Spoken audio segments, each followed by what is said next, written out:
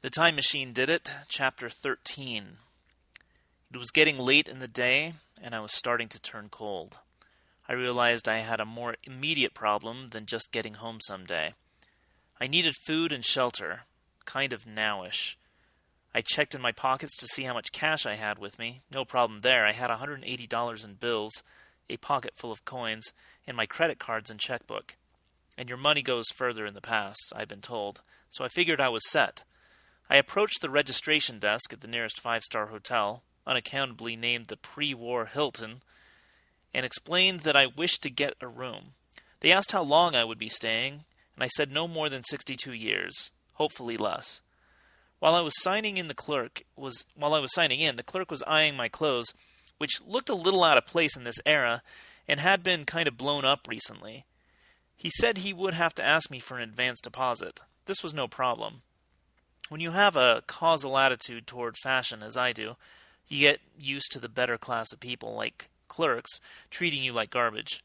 Besides, I had nothing to worry about. I was loaded. I handed the clerk a $100 bill. He started to put it in the till, then looked closer at it. After a moment, he called some other people over to look at it. I was glad everyone in the hotel was finding out how well-heeled I was. You get better service that way.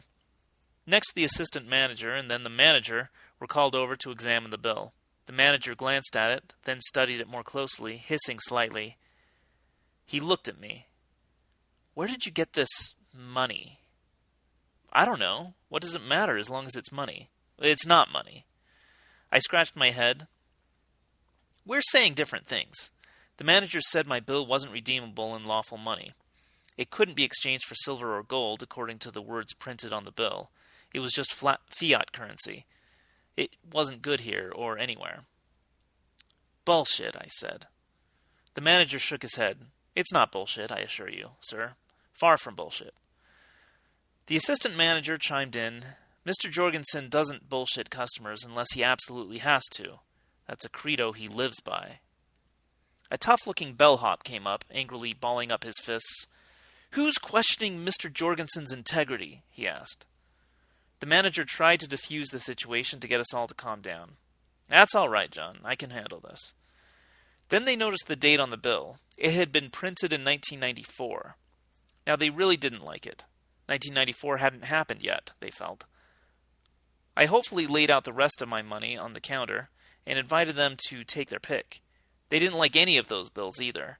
Then, after they had called the bank about the check I tried to write them and were told that my checking account didn't exist on this planet, and had stared at my American Express card for several minutes without comprehension, they began to lose all confidence in me as a customer. They had a brief meeting to which I was not invited, then gave me the bum's rush out into the street, hinting I should never return. While I was picking myself up off the pavement and dusting myself off, a couple of policemen arrived and asked if I was Frank Burley, the guy trying to pass the funny money.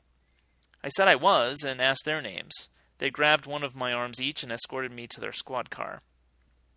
They kept me in the cell for a couple of hours, during which time I learned from another inmate how to kill a man with a walnut. No time spent with a man who knows his craft is wasted. Then they pulled me out for interrogation. I sat down in the interrogation room. Somebody had been eating their lunch in there, and there was, among other things, a walnut on the table. I picked it up. You never know. Fortunately, the police lieutenant who was questioning me was a science fiction fan, so he was eager to believe my story. After I told him all about the world of the future, with its death rays, rocket cars, and flying nuns, he was putty in my hands. I knew the kinds of things he wanted to hear. He asked if the Martians were ever going to attack the Earth. I nodded and said 1958. I said the Martians were tougher than the crab monsters and the ghost robots from the second dimension, width.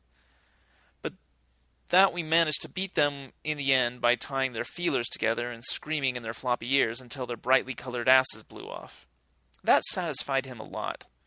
It gave him a real good feeling about man's fighting future. I also told him that in the future all the women wore really short pants, shorter than was safe, a fashion development which I was prepared to sketch for him. He ate it up. This was great. All his suspicions were confirmed. Hooray for me in the future.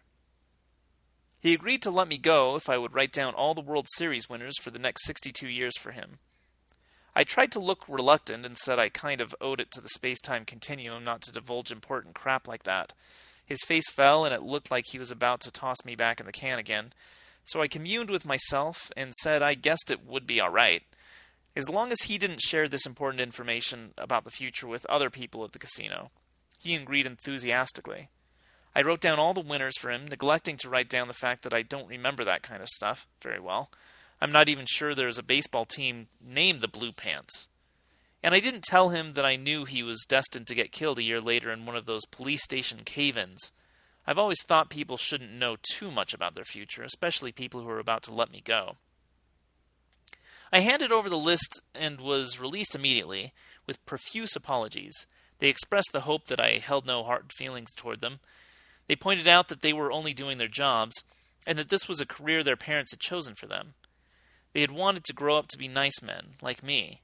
I said that far from having hard feelings, I planned to name my first child after their police department. Coppertina if it was a girl, Fuzzy if it was a boy. So we parted on amicable terms. The lieutenant shook my hand and got his picture taken with me, making out in the photograph like we were buddies who went everywhere together. We vowed to visit each other often in the future, not just when I was being arrested. Then he hurried off towards a casino. I sat down on a park bench to enjoy my freedom and mull over my financial situation. This, I could see, was going to be a problem. All my money was either paper that couldn't be redeemed in a lawful money, or silver that wasn't made of silver. The only money in my pocket that was worth what it said it was, that guy had intrinsic value, was a nickel and 8 pennies. At least they were made of the metal they claimed to be. But 13 cents won't buy much, not even in 1941. And the coins I had were all minted in the 1980s and 90s anyway. I might be able to con a blind man out of something with them, but I could probably do that with a handful of gravel. That 13 cents was probably going to have to last me a long time. Unfortunately, no matter how I doped out the situation, it looked like I was going to have to get back to 2003 the hard way, by living the whole 62 years, which meant I'd be about 100 years old when I got back to my detective business. I might not be so burly by then. Might have to change my name.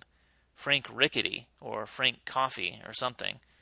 I'd still be frank with my clients, though, so my first name wouldn't have to change. Thinking about this gave me the answer.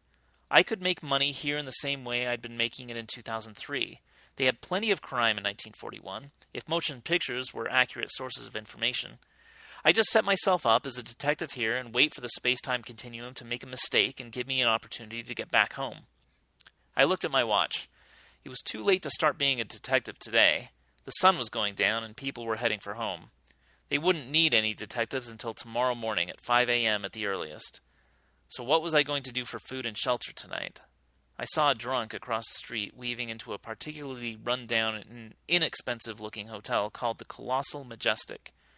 The roof of the Colossal Majestic was sagging and a lot of the windows were out, and while I was looking at it, an entire layer of paint peeled off and a bed slid out the window and landed in the alley.